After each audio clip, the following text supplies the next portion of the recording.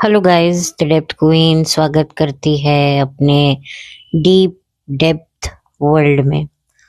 और आज मैं किस टॉपिक पे बात करूं, मैं खुद काफ़ी सोच में थी, काफ़ी असमंजस में थी। क्योंकि बहुत सारे टॉपिक्स जब आपको मिल जाते हैं, आप उन पर बात भी कर लेते हो, आप उनको रिकॉर्ड करके उनको अपलोड भी कर देते हो, तो फिर एकदम से आपका दिमाग बिल्कुल खाली हो जाता है। फिर आप सोचते हो यार किस टॉपिक पे बात करूं, क्या करूं, कैसे करूं। अभी किसी व्लॉगर की हिपोक्रेसी या उसकी शातिर मूव को मैं डिस्क्लोज करूं, या किसी मूवी को डिस्कस करूं, या किसी वेब सीरीज पर बात करूं। बहुत सारी बातें सोच विचार करते करते करते करते फिर मुझे ध्यान आया कि एक ऐसे टॉपिक पे मैं बात करूं जिसके बारे में अक्सर लोग ज़्यादा करते नहीं हैं। नॉर्मली लोग ज़्यादातर बात करते हैं फिल्मों के ऊपर, सीरियल्स के ऊपर, लेकिन कोई भी किसी पर्टिकुलर चैनल के ऊपर बात नहीं करता है कि भाई ये एक चैनल हुआ करता था और इस चैनल की क्या पॉपुलैरिटी हुआ करती थी। हाँ, कुछ चंद लोग हो सकता है आपको यूट्यूब पर दिखे किसी चैनल को डिस्कस करते हुए। तो मैंने सोचा कि क्यों ना मैं भी इस थोड़ी बहती हुई गंगा में अपने हाथ धोऊं, मैं भी किसी चैनल के ऊपर बात करूं जो वाकई बात करने लायक था। और अब तो वो चैनल हमारे बीच से कई साल पहले जा चुका है, लेकिन आज भी उस चैनल पे आए हुए प्रोग्राम्स के मीम्स, उनके शॉर्ट वीडियोस हम इंस्टाग्राम पर देखते हैं।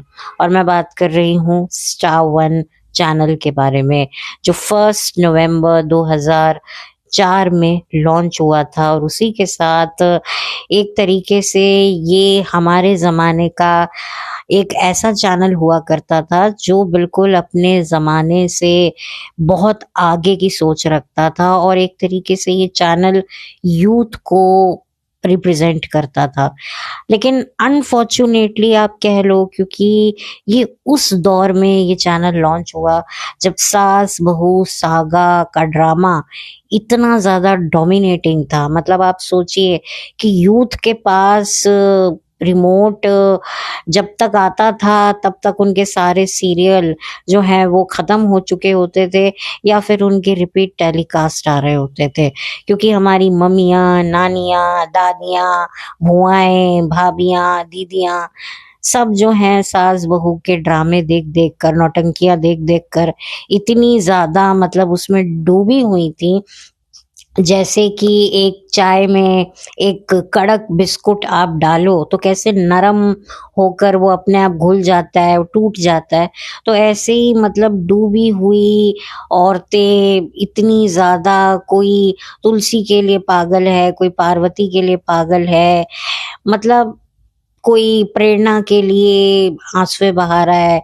मतलब इतना ज़्यादा उस टाइम पर जो माहौल हुआ करता था, तो किसी को सीरियल फैशन के लिए देखना होता था कि भाई अब कौन-सा फैशन ट्रेंड में है। क्योंकि पहले के टाइम में सोशल मीडिया तो होता नहीं था, इंस्टाग्राम वगैरह होता नहीं था। तो होती थी ये बहुएँ, देश की बहुएँ, जिनके फैशन आई थिंक देश की बहुओं से ज़्यादा जो खलनायिका होती थी, जो हमारी देश की बहुओं को परेशान करती थी, उनका ड्रेसिंग सेंस ज़्यादा पॉपुलर हुआ करता था। रमोला सिकंद की बिंदी और कमौलिका का मेकअप, उसकी बिंदी, उसके इयररिंग, उसके जो पहनावे, जिस तरीके से ज्वेलरी वो स्टाइल करती थी, एक्चुअली ये भी जो स्टाइलिश हुआ करती थी एक्ट्रेसेस की, वो एकता कपूर की ही रिलेटिव नीम सूद करके हुआ करती थी, जो स्टाइलिंग किया करती थी कि भाई इस ड्रेस के साथ ये ज्वेलरी जानी चाहिए, ये पहनना चाहिए।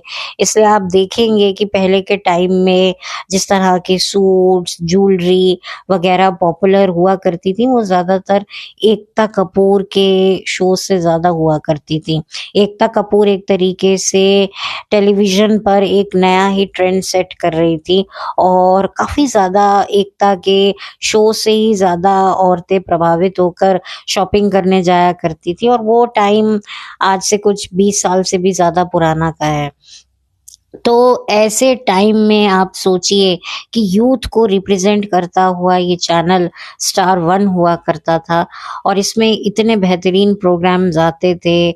इसके जो कंटेंट था, मतलब आप अगर स्टार वन की हिस्ट्री निकालें, इसके शोज निकालें, तो यूथ में पॉपुलर होने के बावजूद भी इस शो इनके जो इस चैनल पर जो आए हुए शोज थे उनकी रेटिंग उतनी नहीं आती थी, क्योंकि अनफॉर्चुनेटली वही वाली बात है कि सास बहू पहले टेलीविजन पर बहुत डोमिनेट करता था। एक कैरेक्टर को कितनी बार मार कर वापस ला दिया जाता था, या फिर आप कह सकते हैं कि एक कपल की ना जाने कितनी बार शादी करवाई, फिर तुड़वाई, फिर करवाई, फिर तुड़वाई। मतलब कि ऐसे शोज को ज्यादा तवज्जो मिलती थी, और यही बात है कि ये चैनल इतना ज्यादा पॉपुलर होकर भी पॉपुलर नहीं हुआ। और आप देख सकते हैं कि आज की तारीख में इस चैनल के कई ऐसे शोज हैं जो अभी भी ओटीटी प्लेटफॉर्म पर हैं और लोग उनको जाकर देखते हैं। और चाहे वो लव स्टोरी हो, चाहे वो कोई एक तरीके से लाइट हार्टेड कॉमेडी शो हो, आप अगर देखेंगे ना तो सारे ही शोज अपने वक्त से पहले से आगे चल रहे थे। जो इनकी स्टोरी लाइन थी, जिस तरीके का जो डायलॉग्स थे, वो बड़े ही उस टाइम पर पॉपुलर हो रहे थे। लेकिन वही वाली बात है कि भाई संस्कारों की आड़ में ये शर्म की चादर ओढ़ कर जो बेशर्मी दिखाई जाती थी। भाई संस्कार तो ठीक है, संस्कारों में तो मैं भी मानती हूँ, पर ये कौन से संस्कार है कि एक कपल पता नहीं कितनी बार शादी तोड़कर जो है दोबारा से शादी करते हैं। ना जाने, मतलब आप सोचिए कि अपने बच्चों की शादी करवाने की उम्र में ये अपनी ही शादी करते रहते हैं। एक सौतन कितनी बार एक लड़की पहले किसी की बहू बनती है, फिर वो पति उसको छोड़ देता है तो दूसरे भाई की बीवी बन जाती है।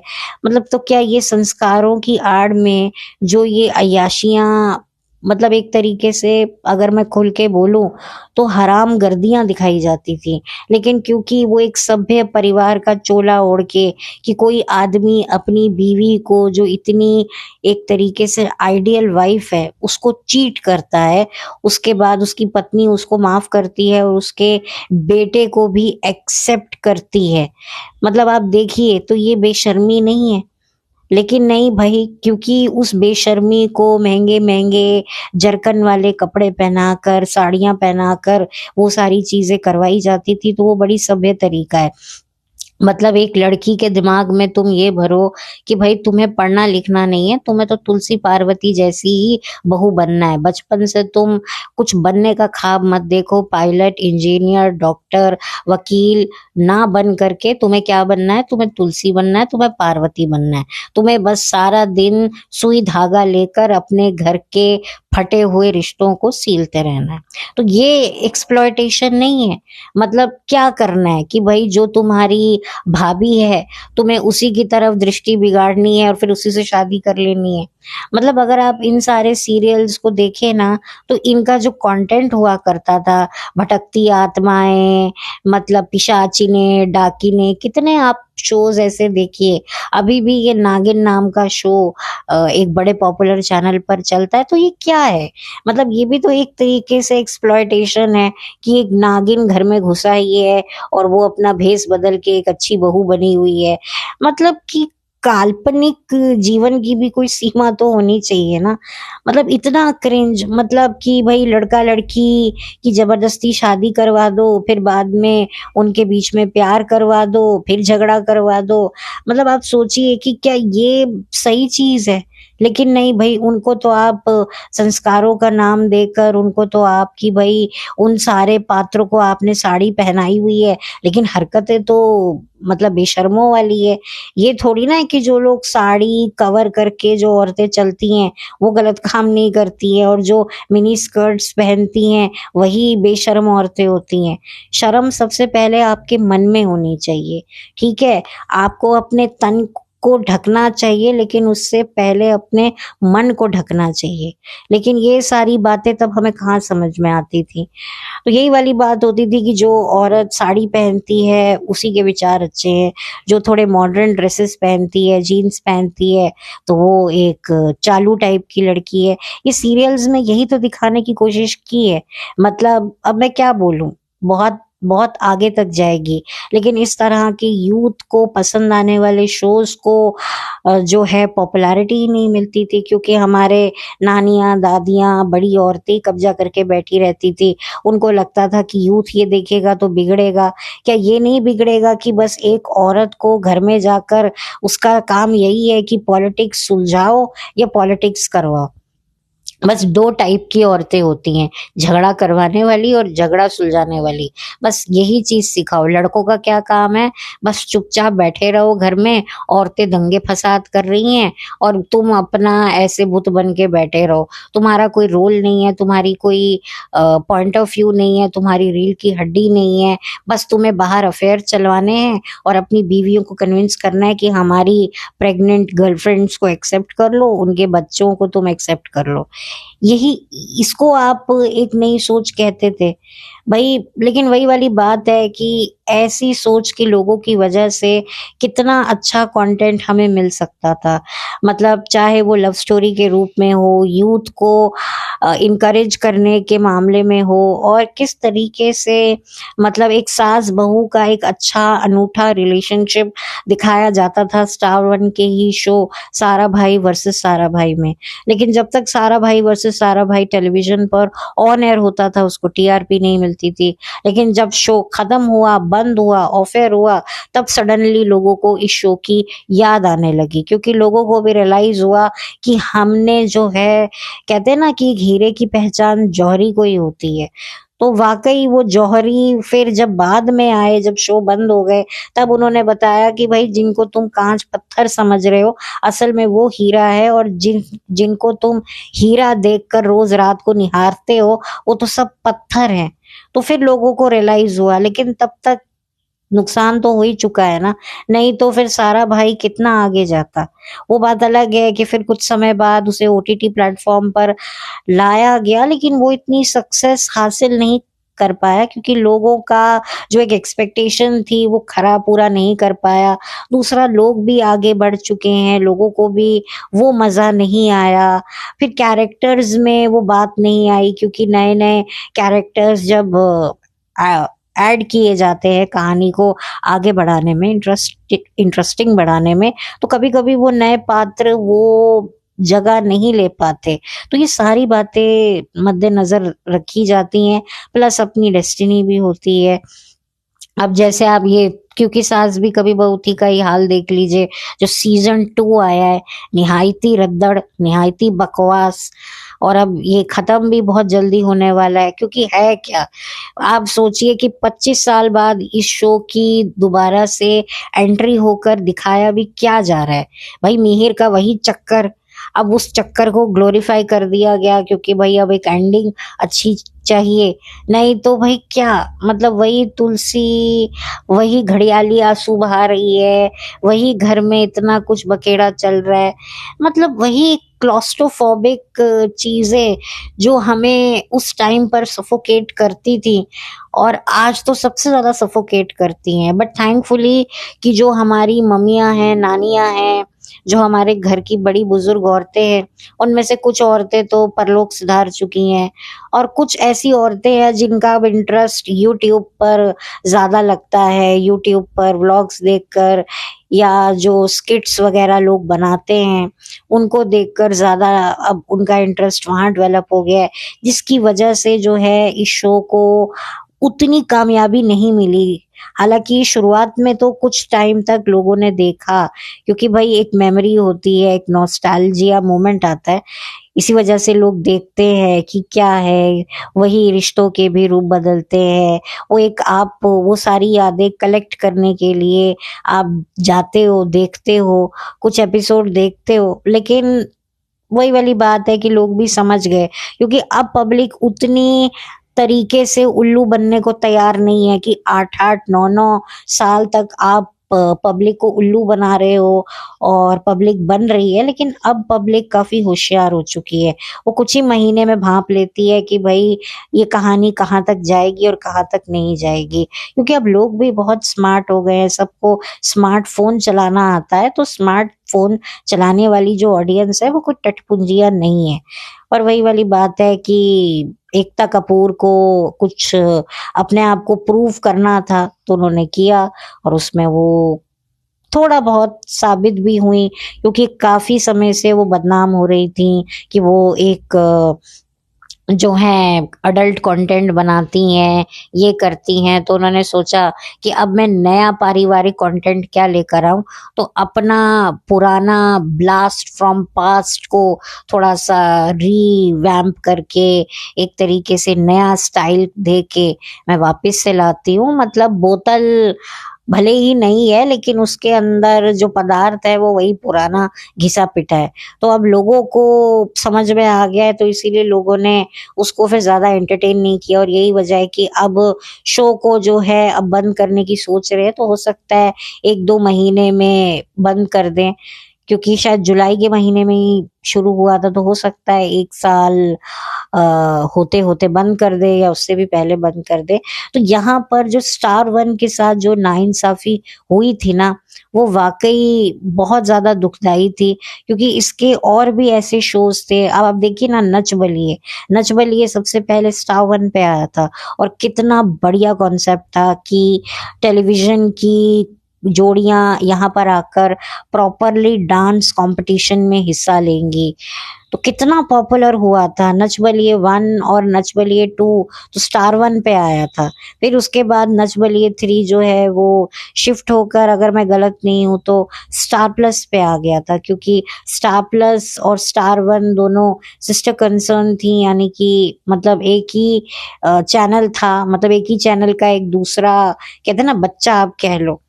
तो बहुत ही मतलब एक इनोवेटिव आइडिया था स्टार 1 के पास, और पब्लिक देखना चाहती थी। और मैंने बहुत से लोगों के मुंह से रीमिक्स नाम के शो के बारे में भी मैंने सुना, और बहुत से लोग एंजॉय करते थे। बट वही वाली बात है कि भाई यूथ को वो मौका नहीं मिल पाया, क्योंकि पहली बार कोई ऐसा चैनल आया था जो स्पेशली यूथ के लिए था। जैसे कि आज ओटीटी प्लेटफॉर्म पर कितने कंटेंट तो यूथ के लिए होता है। तो एक तरीके से आप सोच सकते हो कि एक ओटीटी प्लेटफॉर्म की तरह ही था स्टार 1, और इसके जितने भी शोज थे वो कहीं ना कहीं इग्नोर करने लायक तो नहीं थे।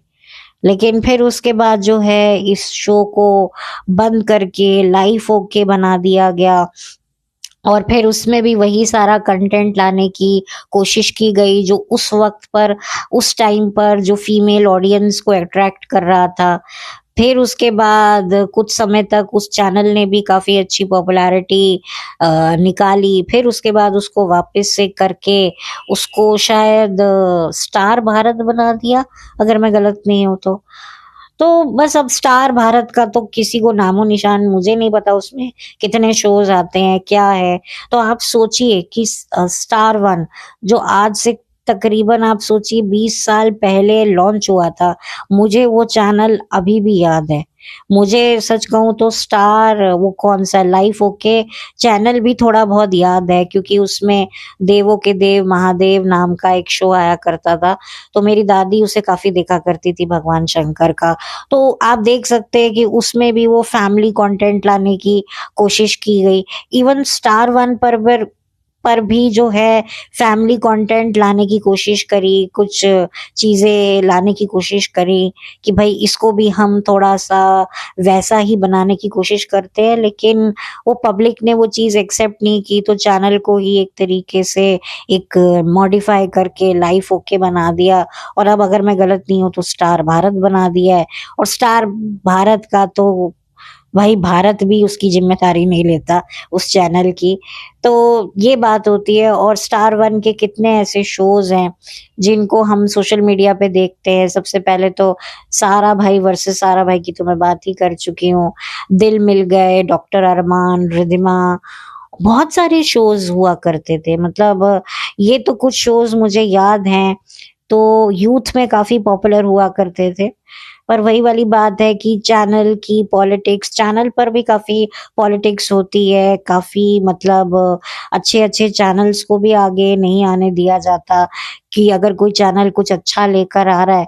वो तो फिर बाद में जो क्या हुआ सन 2008 में कलर्स चैनल ने आकर सबकी जो है एक तरीके से लाइन लगा के रख दी, सबको चारों खाने चित कर दिया, क्योंकि जिस तरह का कंटेंट कलर्स टीवी लेके आया, बालिका वधू, यानी कि पहले हम लोग शहर की औरतों को रोते हुए देखते थे, बड़े बड़े घरों में जरकन की साड़ियां पहनकर एसी वाले कमरे में वो टेसवे बहाती थी, नरम मुलायम गद्दे पे बैठकर और मखमली सराने को लिपट कर उल्टी होकर वो रोया करती थी। लेकिन अब जब 2008 में कलर्स चैनल पर बालिका वधू, ना आना इस देश मेरी लाडो और भी ऐसे शोज आए जिसमें औरतें गांव में बैठ करके कच्चे मकानों में बैठ करके सिर पकड़ के अपने दुखों का गम मना रही हैं, मतलब दुखों की वो गाथा सुना रही हैं सबको, तो वो भी लोगों को काफी पसंद आने लगा। और वहां से जो है लोगों का थोड़ा सा मन चेंज हुआ, खास तौर पे आनंदी की, कहते ना एक छोटी उम्र की लड़की जो बहू बनती है और उस पर क्या रिस्पॉन्सिबिलिटी आती है।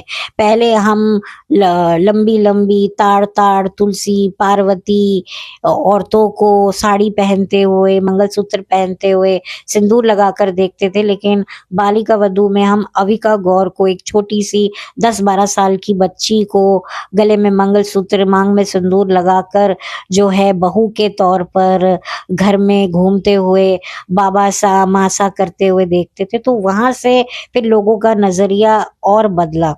आप ये कह सकते हो कि कलर्स चैनल ने एक तरीके से ऑडियंस को और थोड़ा बैकवर्ड सोसाइटी पर लाकर खड़ा कर दिया।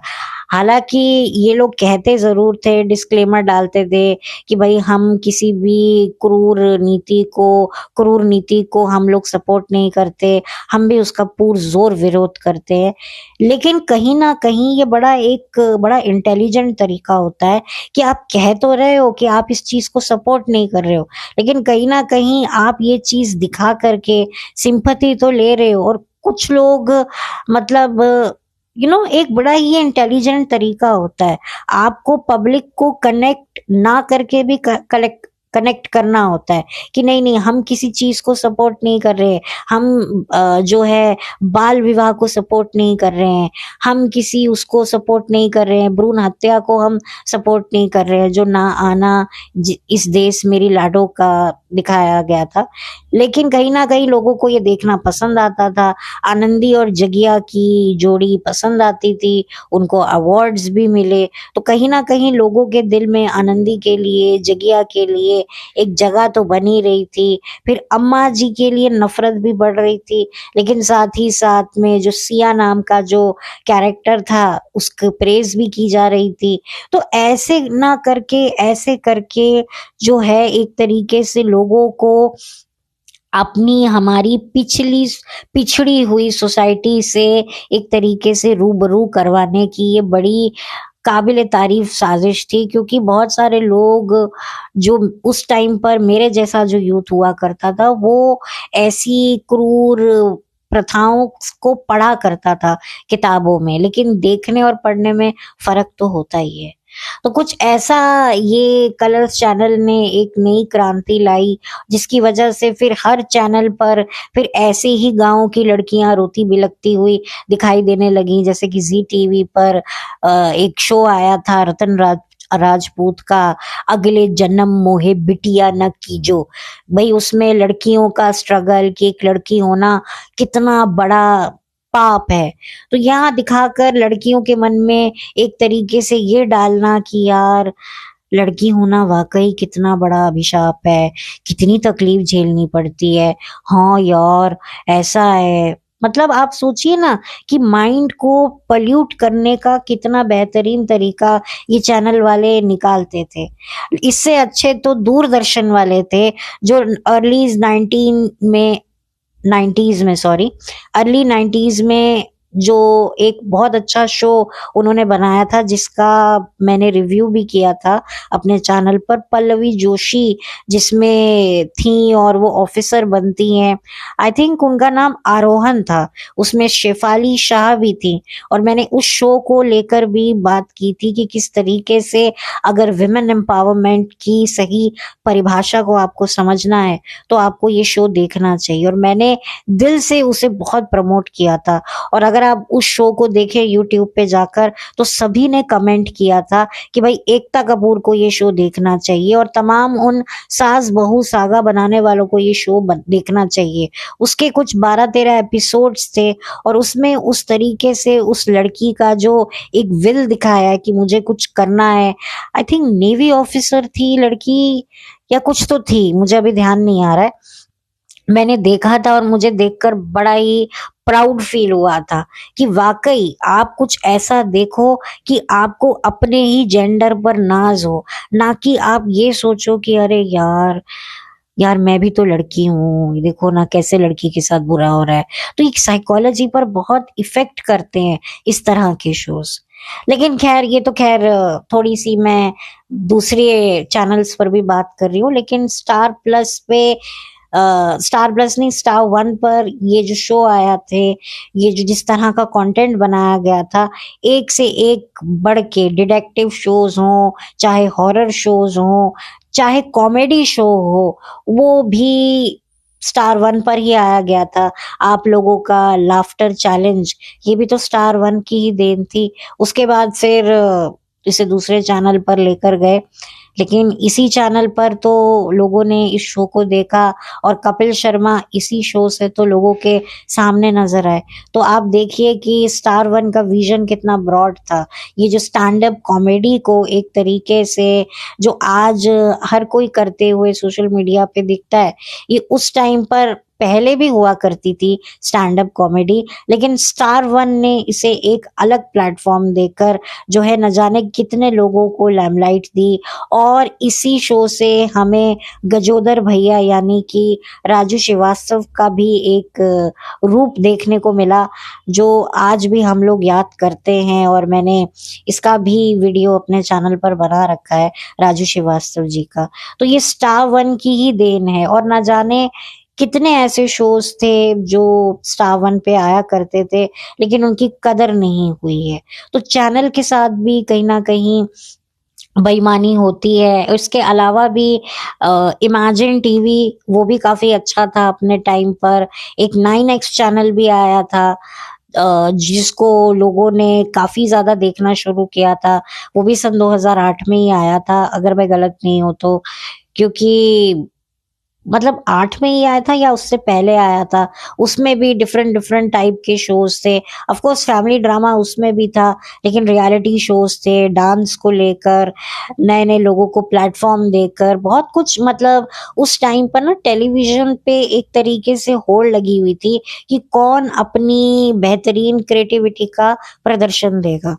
तो ये वो टाइम हुआ करता था जब वाकई क्रिएटिविटी की जंग हुआ करती थी। और इस जंग में ज्यादातर जीत सास बहू शोज की ही हुआ करती थी। और जो अच्छे चैनल्स, नए चैनल जो नए कंटेंट लाते थे, इवन इमेजिन टीवी पर भी बहुत बड़ा जो था एक परिवर्तन आया था, राखी का स्वयंवर करके, पति पत्नी और वो करके, जिसमें कपल्स को जो है एक स्टेज फैमिली दी जाएगी और कैसे उनको ये सब करना है।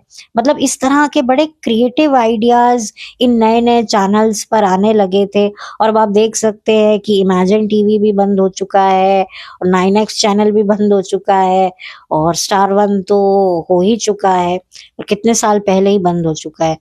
तो ये होती है मतलब कि जो मोनोपोली जो कहते हैं ना कि सिर्फ एक्टर्स के साथ ही नहीं होती है। मतलब कहने को स्टार प्लस का ही एक तरीके से सिस्टर कंसर्न ये चैनल थी, मतलब उसी की ही मतलब पैदाइश थी। लेकिन लेकिन उसके बावजूद भी वही वाली बात है ना कि बड़ी बड़ी मछलियों को बचाने के लिए छोटी मछलियों की ही कुर्बानी देनी पड़ती है। तो यहाँ पर स्टार वन के साथ भी यही हुआ। और आप देखिए कि इतने साल होने के बावजूद भी आज हम इन्हीं चैनल्स को याद करते हैं। राखी का स्वयंवर जब जब हमें याद आता है, इमेजिन टीवी ही हमें याद आता है। 9X के वो जो गाने सुबह सुबह टीवी म्यूजिक चैनल आया करता था, मतलब हमारी कितनी खूबसूरत यादें इन चैनल्स के साथ में हुआ करती थी। तो आप देखिए इन चैनल्स को हम आज भी याद करते हैं। और ये जो बड़े बड़े चैनल्स हैं जो आज भी चल रहे हैं, आज भी इन पर शोज आ रहे हैं, इनको हम बिल्कुल भी याद नहीं कर रहे हैं। तो यही वाली बात होती है ना कि जो जेन्युइन चीज होती है उसको कोई नहीं भूलता है।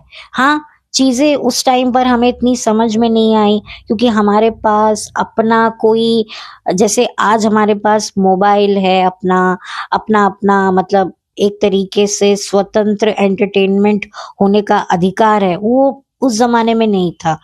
अगर शायद आज की तारीख में अगर ये चैनल आता या इसका ओटीटी ऐप आता तो कितना कामयाब होता। और मुझे लगता है कि स्टार वन का ओटीटी ऐप आना चाहिए और वो तमाम सारे सीरियल्स इस ऐप पर आने चाहिए। लिटरली हम लोग मिस करते हैं और सबसे ज्यादा सोशल मीडिया पर स्टार वन के ही शोज को याद किया जाता है। और न जाने और भी कितने शोज हैं जिनके बारे में शायद कभी जिक्र नहीं हुआ, मे बी वो इतना आगे आ नहीं पाए। बट जो भी था बहुत अच्छा वो टाइम हुआ करता था और वो ज़माना वाक़ई बहुत अच्छा था। लेकिन वही वाली बात है कि अब क्या कह सकते हैं। अब वो बीते हुए दिन तो वापस लौट कर नहीं आ सकते, लेकिन वो बीती हुई बातें याद करके दिल को कुछ टाइम के लिए सुकून तो मिलता ही है।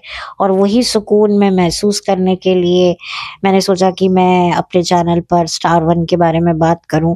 मैं कोई ज़्यादा हाईटेक उस पर बात नहीं करूंगी, बट ऑफ कोर्स कि टीआरपी वगैरह नहीं मिल पाई क्योंकि वही वाली बात है ना, यूथ की मतलब कदर नहीं करता था पहले टेलीविजन।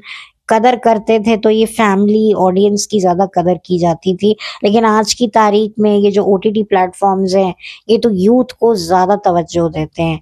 और यही वजह है कि अब यूथ ज्यादा ओटीटी प्लेटफॉर्म पर समय बिताता है। और इसी वजह से जब यूथ ही ओटीटी पर है तो माँ बाप भी फिर क्या करेंगे। और माँ बाप जो है वो ज्यादातर अब यूट्यूब पे अपना वक्त बिताते हैं। और इसी वजह से अब टेलीविजन के कौन से सीरियल शुरू हो रहे हैं, कौन से खत्म हो रहे हैं, वो हम में से किसी को भी नहीं पता। मुझे तो आज की तारीख में टेलीविजन के बारे में टी नॉलेज है। अब आप समझ जाइए, टी नॉलेज है, मुझे बिल्कुल ही नॉलेज नहीं है। एक वक्त हुआ करता था जब मुझे टिप्स पे सारे शोज याद हुआ करते थे, और एक चैनल के नहीं, सारे चैनल के। अच्छा ये ना इस चैनल पर ये शो आता है, ये ना इस चैनल पर आता है। लेकिन अब कोई मेरे सामने कोई नया कोई शो बता दे तो मैं ही पूछूंगी कि यार ये कौन से चैनल पे आता है। और अगर कोई नया चैनल होगा तो मुझे वो भी नहीं पता होगा। हाँ, ओटीटी प्लेटफॉर्म के बारे में मुझे पता है, नेटफ्लिक्स है या अमेजॉन प्राइम है, Z5 है, ऐसे मुझे गिने चुने शोज ओटीटी प्लेटफॉर्म के बारे में जरूर पता है। लेकिन अब मुझे आज की तारीख में चैनल्स के बारे में तो टी भर की नॉलेज है मुझे। अब मैं वो वर्ड बोल नहीं सकती हूँ, लेकिन अब आप समझते हैं तो समझ ही जाइए, मुझे बिल्कुल भी नॉलेज नहीं है। तो इसी वजह से मैंने सोचा कि थोड़ा डिफरेंट टॉपिक है, लेकिन मुझे लगा मुझे बात करनी है क्योंकि मैं हर बार एक जैसा क्या आप लोगों के लिए कोई बात लेकर आऊं। कुछ नया, कुछ अलग बात करने का मेरा भी मन करता है। और अगर वो चीज कोई ज्यादा ही मुझे लगता है कि बात करनी जरूरी है तो मैं करती हूँ। इसीलिए मैं इस चैनल के बारे में बात कर रही हूँ कि इस चैनल के साथ बहुत इनजस्टिस हुआ और मुझे बहुत अफ़सोस है, बहुत, बहुत, बहुत अफ़सोस है। पहले हमारे को ना माँ-बाप से भीख माँगनी पड़ती थी कि मम्मी हमने ये कर लिया है, अब हम चला लें, अब ये कर लें। क्योंकि पहले हम लोग पढ़ाई वग़ैरह करते थे, स्टूडेंट थे, हम लोग भी यूथ थे, तो माँ-बाप ना ऐसे शोज़ हमें देखने नहीं देते थे। उनको लगता था बच्चे देखेंगे तो बिगड़ जाएँगे। सोनी टीवी पर ना एक बहुत साल पहले एक शो आया करता था, जस्ट मोहब्बत करके। तो उसको भी ना हमारे मम्मी-पापा देखने नहीं देते थे। वो बात अलग है कि आज मतलब अगर मैं उस शो को देखूँ ना, तो देखा जाए तो वो भी शो अपने वक़्त से आगे था। तो अब जो चीज़ें उस शो में मैं देखूँ तो भई ज़माना तो इससे भी बहुत आगे निकल गया है। मतलब वो लेट 90s में आया करता था और आप देखो आज 2026 हो गया है। तो उस टाइम भी पेरेंट्स बड़ा घबराते थे कि नहीं-नहीं ये चीज़ें नहीं दिखानी है बच्चों को, ये गलत है। तब हमें समझ नहीं आता था। लेकिन आज हमें समझ में आता है क्योंकि आज की जो जनरेशन है, जो आज का यूथ है, उनका वही एटीट्यूड है जो अब हम उस सीरियल में देखा करते थे। थोड़ा बहुत हम लोग ना इधर-उधर मम्मी होती थी, कहीं शादी पे गई है तो हम लोग देख लिया करते थे। तो ये वो टाइम हुआ करता था। अब तो कोई किसी से परमिशन लेता ही नहीं है। जब मर्ज़ी उठाया मोबाइल, देखा, कोई हमसे सवाल पूछने वाला है नहीं। लेकिन उस टाइम पर होता था कि जब तक मम्मी नहीं है तब तक टीवी देख लो, मम्मी आएगी बंद कर देंगे। पहले हम लोग ऐसा करते थे या मम्मियाँ कहती थी कि भई मैं जा रही हूँ तो टीवी को मत चलाना और अगर चलाना तो फिर आधे घंटे के बाद बंद कर देना। तो वही होता था और कभी-कभी मम्मियाँ कुछ बोल कर नहीं जाती थी, तो हमारे पास लाइसेंस होता था कि मम्मी नहीं है घर पे, तो चलो ये देख लो। मतलब कुछ ऐसी फ़िल्में भी हैं जो मैंने तभी देखी हैं जब हमारी मम्मियाँ घर पे नहीं हुआ करती थी। मतलब मेरी मदर घर पे नहीं होती थी, वो कहीं किसी की डेथ पर गई होती थी और हम टीवी चला लेते थे और कोई नई पिक्चर आ जाती थी, तो हम लोग बैठ कर के देख लेते थे और फिर जब मम्मी थकी हारी आती थी तो फिर हम बोलते थे मम्मी हमने ना ये देख ली तो वो भी एक टाइम हुआ करता था। अब तो भई किसी को कोई फ़र्क नहीं पड़ता। अब तो भई अपना मतलब एक इंडिपेंडेंस एंटरटेनमेंट होने की हम लोगों को मिल चुकी है। लेकिन वही वाली बात है कि अब जो हमारी जनरेशन तो ख़ैर काफ़ी समझदार थी, हम लोगों को भी पता होता था कि नहीं यार अब एग्ज़ाम्स है, अब नहीं देखना है, मम्मी ने ट्रस्ट करके हम पर गई हैं, तो हमें नहीं करना है। तो पहले हम लोग ना अपने पेरेंट्स की उसका समझते थे, तो ये हमारे में क्वालिटी होती थी। तो वो भी एक टाइम था और आज का भी टाइम है, तो बस वही वाली बात है। और आज के तो पेरेंट्स को बच्चों से मोबाइल बाकायदा लेना पड़ता है कि अब एग्ज़ाम्स हो गए हैं, लाओ मोबाइल हमारे हवाले कर दो। तो वो वाली बात है। अब हमारे टाइम पर तो मोबाइल वगैरह होते नहीं थे। केबल टीवी होता था जो हमें बिल्कुल भी अलाउ नहीं होता था। वो पापा देख रहे हैं, न्यूज़ देख रहे हैं, वो अपना कुछ भी देखें, आप लोग नहीं जाओगे, आप पढ़ोगे। जो कि शायद हमें लगता है वो सही था। आज हम अपने घर के बच्चों को यही बोलते हैं। भाई समय-समय की बात है। तो बस यही बात थी और इसी के साथ अब मैं इस वीडियो को बंद करती हूँ। पता नहीं कोई बहुत इंटरेस्टिंग टॉपिक नहीं है, लेकिन फिर भी मुझे लगा कि बात करनी चाहिए, तो मैंने बात करी है। तो आप लोग बताइएगा आपको ये मेरा कोशिश कैसी लगी। तो बहुत जल्दी मिलूँगी आपसे एक नए वीडियो के साथ। तब तक के लिए thank you so much. Have a blessed day और थैंक यू सो मच। और अगर आप मेरे चैनल पर नए हैं तो प्लीज़ सब्सक्राइब कर लीजिए। वीडियो अच्छा लगा हो तो लाइक कर लीजिए। आपका कौन-सा फ़ेवरेट चैनल था या आपने स्टार वन देखा है या आपकी क्या फ़ेवरेट शोज़ की लिस्ट हुआ करती थी स्टार वन के या किसी और चैनल की, तो प्लीज़ मेरे साथ शेयर कीजिएगा। और अगर मेरा ये वीडियो किसी और के साथ शेयर करने लायक लगा तो प्लीज़ कीजिए, मुझे कोई एतराज़ नहीं है।